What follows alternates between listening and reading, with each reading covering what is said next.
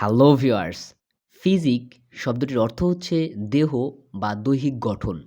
আমাদের শরীরের অঙ্গ-প্রত্যঙ্গকেই আমরা ফিজিক বলতে পারি। ফিজিক্যাল এক্সারসাইজ থেকে ফিজিক শব্দটা মনে রাখতে পারেন।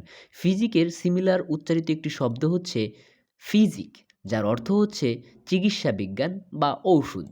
তো এই দুটি শব্দের মধ্যেও প্রায় পার্থক্য কতটুকু? দেখুন এখানে ওয়ার্ড আপনাদের বোঝার সুবিধার জন্য আমরা যেই ওয়ার্ডগুলোর পার্থক্য রয়েছে, সেই ওয়ার্ডগুলো আমরা চিহ্নিত করে দিয়েছি সবুজ কালার দিয়ে।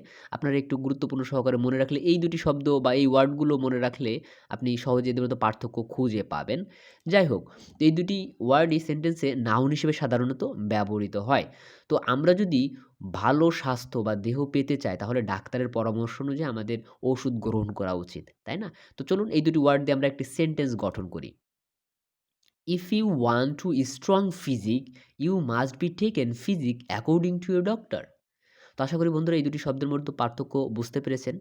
তো যদি বুঝে থাকেন আপনারাও সেন্টেন্স গঠন করুন এবং আমাদের কমেন্ট বক্সে জানিয়ে দিন। তো ধন্যবাদ সবাইকে। পরবর্তী ভিডিও দেখার জন্য আমন্ত্রণ রইল। আল্লাহ হাফেজ।